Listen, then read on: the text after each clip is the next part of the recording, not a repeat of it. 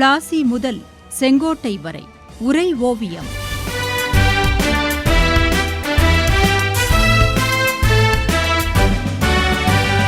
சும்மாவா வந்தது சுதந்திரம் என்பது, சும்மாவா வந்தது.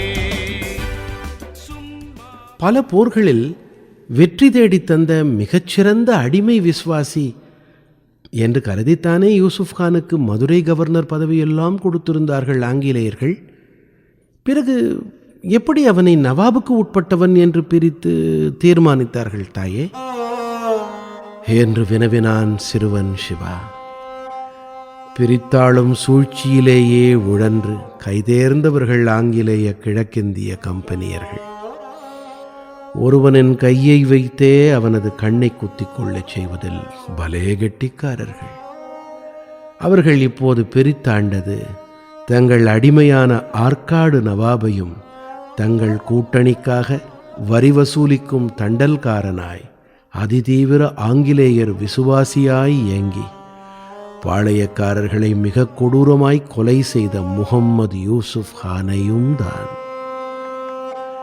யூசுப் கான் ஆற்காடு நவாபின் பணியாளன்தான். அவன் கப்பத்தொகையை நவாப் மூலமே தர வேண்டும் என்று ஆங்கிலேய கிழக்கிந்திய கம்பெனி அறிவித்த போது கமாண்டோ ஹான் சாஹிப் என்று புகழடைந்த யூசுப் கான் அதை ஏற்க மறுத்தான். இப்போது அவன் பாளையக்காரர்களின் சுதந்திர மனநிலையை தானும் அடையப் பெற்றான். யாருக்காக இதுவரை மிக பெரும் விசுவாசியாய் அடிமை வேலை செய்தானோ அவர்களுக்கு எதிராகவே போர்க்கொடி தூக்கினான். ஆற்காடு நவாபுக்கும் யூசுப் கானுக்கும் மோதல் போக்கு அதிகரித்தது. தில்லி அரசனாக இருந்த ஷா ஆலமையும் ஹைதராபாத் நிஜாம் அலிகானையும் யூசுப் கான் தொடர்பு கொண்டான். அவர்களும் மதுரையின் சட்டப்படியான கவர்னர் யூசுப் கானே என்று அறிவித்தார்கள். ஆனால் அதை ஆற்காடு நவாபும் ஆங்கிலேய கிழக்கிந்திய கம்பெனியாரும் ஏற்கவில்லை.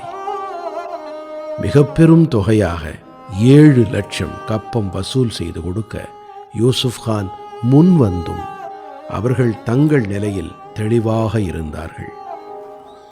இந்த நிலையில்தான் தெற்கு சீமையில் இருந்த ஆங்கில கம்பெனி வணிகர்கள் ஒரு புகாரை தெரிவித்தார்கள். அது மக்களிடம் பிரிட்டிஷாருக்கு எதிரான உணர்வை யூசுப் கான் உருவாக்கியிருக்கிறான் என்பது. போதாதா, இப்போது நவாப் மற்றும் ஆங்கிலேயர் பார்வையில் யூசுப் கான் குற்றவாளியாக உருவெடுத்தான். அவனை கைது செய்து கொண்டு வருமாறு கேப்டன் மேன்சனிடம் உத்தரவிடப்பட்டது. இதனால் அவர்களை எதிர்க்கும் வகையில் யூசுப் கான் தன்னிச்சையாக மதுரை சுல்தானாக தன்னை பிரகடனப்படுத்திக் கொண்டான். தனக்கென்று பிரச்சனை வந்தபோது தான் சுதந்திர ஆட்சியாளன் என்று அதே பாளையக்காரர்கள் கொண்டிருந்த உணர்வினை இப்போது அவனும் எதிரொலித்தான். 27,000 வீரர்களுடன் அவனது படை பெரிதானது. அவனுக்கு கை கொடுக்க வந்தார்கள் பிரெஞ்சுக்காரர்கள். ஆனால் ஒரு திருப்பம் என்ன தெரியுமா? பாளையக்காரர்களை அச்சுறுத்தி அவர்களிடம் இருந்து கப்பம் வசூலிக்க அவன் கையாண்ட கொடூர முறைகளால் அவன் மீது கடும் வெறுப்பு கொண்டிருந்தார்கள் பாளையக்காரர்கள்.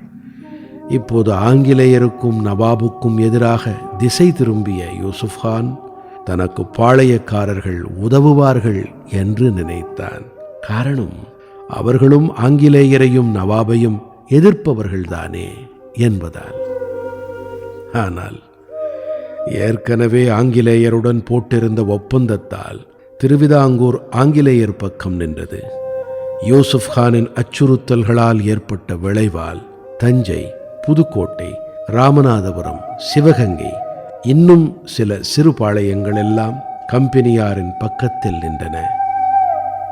பூலித்தேவன் போன்றவர்களோ, நீங்களே அடித்துக் கொள்ளுங்கள், நாங்கள் எங்கள் வேலையை பார்த்து கொள்ளுகிறோம் என கைகட்டி வேடிக்கை பார்த்தார்கள்.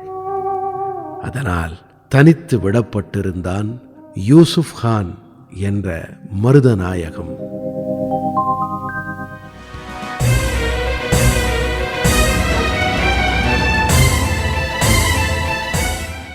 பிளாசி முதல் செங்கோட்டை வரை உரை ஓவியம் கேட்டீர்கள். போரிலே இறங்கிவிட்டால் இன்னல் சூழும் தெரியும். பெற்ற தாய் பசித்திருப்பாள், பிள்ளைக்கது புரியும். அன்னையர்க்கு அன்னையார பாரதியின் துயர் துடைக்க அன்னை தானே அழித்துக் கொண்டோர் எத்தனையோ எத்தனை. படைப்பு சென்னை வானொலி நிலையம்.